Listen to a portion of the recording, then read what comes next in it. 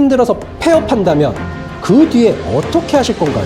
지금은 생각만 할 때가 아닙니다. 실천할 때이고요. 열정을 가진 실천, 노력하는 실천이 쌓인다면 꼭 여러분이 원하는 실현이 되는 시기는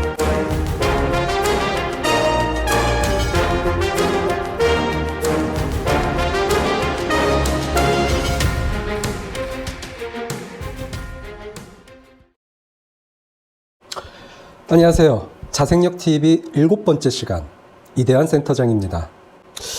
최근 각종 미디어를 보면 자영업이 위태롭다, 폐업률이 사상 최고니 어쩌고 하면서 뉴스 첫 줄에는 불안감만 증폭시키는 기사가 너무 많습니다. 관련 해법을 고민하며 찾기보다 문제점만 부각하여 이슈만 만드는 사회현상, 뭐가 문제가 있다고 생각지 않으세요? 자, 그래서 오늘은 과거의 고찰과 함께 해법을 찾는 시간을 가져보도록 하겠습니다. 대한민국은 예나 지금이나 다른 국가들보다 자영업 비중이 높은 나라예요. 과거 1964년은 국민 절반 이상, 약 70% 가까이 자영업에 종사했지만 시대적 희생으로 이뤄낸 국가 경제는 전 세계가 놀랄 정도로 급성장 결과 국내 일자리가 늘어나고 자영업 비중은 정말 놀라울 정도로 낮춰졌죠. 현재 2024년 약 5,100만의 인구 중 자영업자 657만 명의 비중은 전체 대한민국 인구의 약 13%에 해당한다는 이야기인데, 여기서 무급가족 종사자, 즉 임금 없이 함께 일하는 가족까지 포함하면 1,000만 명이 훌쩍 넘는 수치죠. 대한민국 전체 인구 중에서 20% 넘게 자영업에 종사한다는 이야기로 유추할 수도 있습니다. 이를 통계 수치를 적용하면 내 주변 5명 중에 1명이 자영업을 하고 있다는 것이고요. 통계청에서 2024년 발표한 23.5%라는 비중은 결코 허황된 통계가 아니라는 얘기예요. 대한민국에서 자영업은 절대 무시해서는 안 되는 경제 부분이에요. 전체 국민 경제에서 비중이 높은 것은 물론이고 경제적, 사회적으로, 사회 안전망으로서도 아주 중요한 역할을 합니다. 구직자나 실직자, 퇴직자분들에게 당장에 일할 수 있는 일자리를 만들고 있고요. 소규모 자영업에서 시작한 기업들이 중견기업을 거쳐서 대기업으로 성장해서 국가 경제 기반을 이루기도 하죠.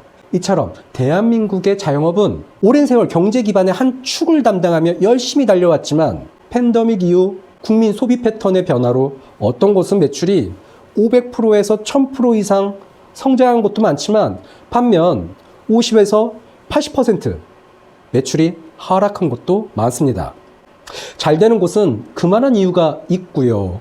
안 되는 것도 또 그만한 이유가 있겠죠. 여기서 차이가 있어요.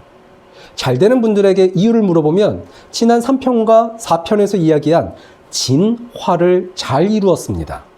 하지만 대부분 안 되는 자영업자분들에게 그 이유를 물어보면 급변한 시대에 대응하지 못한 본인에게 책임을 묻는 게 아니라 현재 시대와 타인을 탓하고 왜 매출이 하락하는지 이유를 모르고 있기에 안타깝기만 합니다. 마치 어린아이에게 정확히 아픈 곳이 어디냐고 물어보면 대부분 자신이 아픈 곳을 정확히 말 못하고 배만 아프다고 하는 것처럼 말이죠.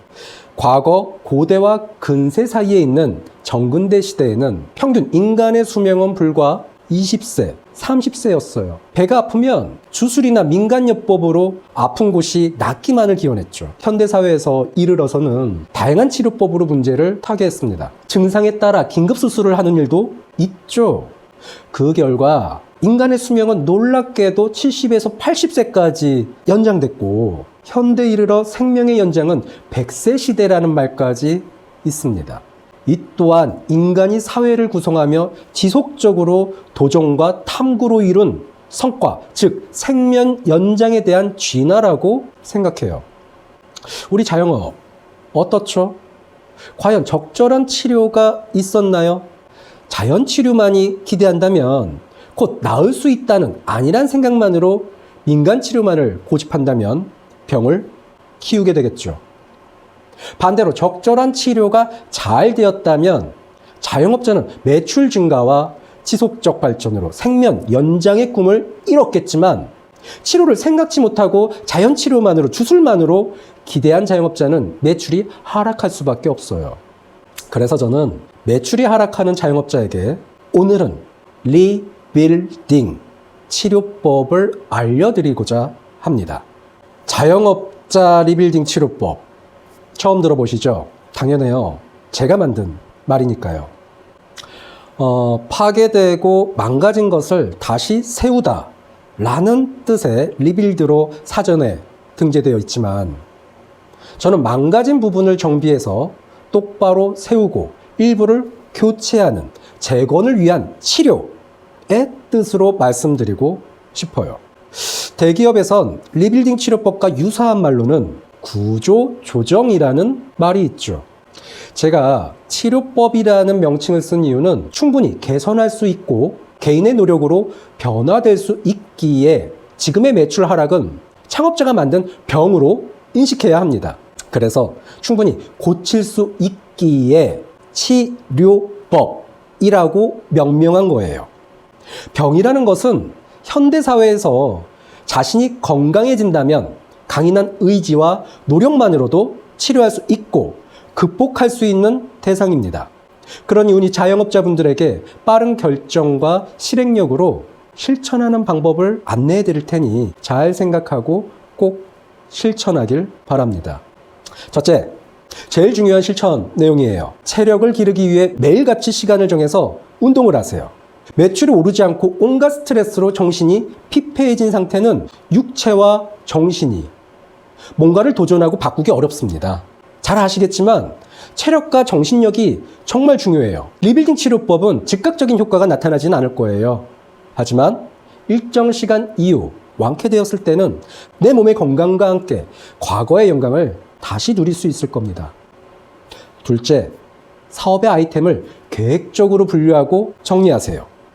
우리가 하는 일이 잘 안 풀릴 때, 공부를 하는데 잘 안 될 때 어떻게 하죠? 안 되더라도 곰처럼 우직하게 계속해서 반복적으로 하나요? 대부분 많은 성공한 사업가들은 자신이 주변의 환경을 바꾼다고 말합니다. 가정주부는 집 청소를 하면서 조금씩이라도 인테리어를 바꾸고, 학생은 어떻게 해요? 책상 청소를 하면서 공부의 우선순위를 정합니다. 그렇다면 자영업자는 어떻게 해야 할까요? 판매가 잘 되는 상품과 안 되는 상품을 구분해서 정리해야 합니다. 판매하는 상품이 많다고 어부지리로 얻어 걸리는 걸 기대해서는 안 돼요. 오히려 재고가 쌓이고 집중력이 분산돼서 문제점들이 너무 산발적으로 튀어나와서 개선점을 찾기 오히려 어렵습니다. 바로 앞에 내가 중요한 것, 그것이 무엇인지 파악하고 시장이라는 전쟁터에서 살아남기 위해 정리, 정돈을 반드시 해야 합니다. 미끼 상품과 주력 상품만 놔두고 기타 고객에게 외면받는 상품의 경우 과감하게 정리하세요. 쉽게 이야기를 돕자면 맛집에 가면 메뉴가 많지 않아요. 잘 나가는 상품이 정해져 있어요. 그 잘 나가는 상품과 미끼 상품에 집중해서 경쟁사와 차별화를 만들어 보세요. 셋째, 고객에게 접근하는 방식을 개편해야 합니다. 자영업의 구분을 쉽게 나눈다면 필수 소비재 자영업군과 임의 소비재 자영업군으로 나눌 수 있어요. 의식주와 직접 연관된 필수 소비재는 정부의 개입으로 시장은 비교적 안정적이지만 간접 연관된 임의 소비재의 경우 시장 경제의 영향을 정말 많이 받죠. 수요와 공급을 생각해서 빠른 판단을 해야 해요. 대부분 자영업자분은 임의 소비재 업종에 속해 있어요. 지금과 같은 시장에선 영향을 많이 받을 수밖에 없지만 과거에도 현재에도 미래에도 바뀌지 않는 진리가 있습니다. 그것이 바로 고객이 원하는 바, 고객의 욕구, 즉 어떻게 하면 소비자가 편리하게 더 편하게 소비할 수 있을까를 항상 생각하셔야 합니다. 인터넷의 보급으로 손가락만 까딱하면 내 집 앞에 배송까지 이루어지고 이제는 당일 배송까지 해주네요. 어때요? 정말 편리하죠. 매장에서는 늘어나는 인건비 문제를 타개하고자 직원의 주문 접수가 아닌 키오스크 주문과 같이 말이죠. 이제는 직원을 부르지 않아도 주문할 수 있는 시대입니다. 자생력TV 결론. 열심히 자신을 돌보지 않고 달려온 우리 자영업자의 건강 어떨까요? 과연 건강할까요? 과거부터 해오던 방식 그대로 변화되고 있는 세상에서 내가 시대에 도태되고 있지 않은지 생각해보고 변화를 통한 진화를 해야 할 시기입니다. 여러분, 창업 이후 5년 차까지 생존하는 자영업자는 절반도 되지 않아요. 우리 개인의 몸이 아프고 약을 먹고 병원에 가서 고칠 수 있죠. 하지만 본인 마음의 병은 치료를 거부하면 고칠 수 없어요. 제가 제시하는 리빌딩 치료법은 기업에서 하는 대단히 구조조정 얘기가 아니에요. 무엇이 잘못된 것인지, 무엇이 부족한지, 다양한 개선 방식을 생각하고 실천하면 어느 순간 실현된다는 이야기를 드리고 싶어요. 정신일도 하사불성, 정신을 한 곳에 모으면 어떤 일을 이루지 못하겠느냐는 뜻입니다. 호랑이에게 끌려가도 정신만 차리면 살 수 있다는 속담도 있죠. 대한민국 인구 중 5명 중 1명의 자영업 시장에서 일을 하는데 과연 지금의 난관을 회피한다면, 힘들어서 폐업한다면 그 뒤에 어떻게 하실 건가요? 자영업 과정 힘들다고 지금 폐업했다고 가정합시다. 그 이후에는 뭘 할 건가요? 취업을 다시 하실 건가요? 젊다면 가능하겠지만 일정 나이를 초과하면 이 또한 쉽지 않습니다. 결국 몇 년 뒤 또 자영업 시장에 뛰어들지 않을까요? 그때는 지금과 같은 어려움이 또 닥치지 않을까요? 그렇기에 포기하지 마시고 두 번 다시 내게 이런 기회가 없을 거라는 각오로 지금처럼 정진해온 해당 분야에 애정 가지고 열정을 더 쏟아부으세요.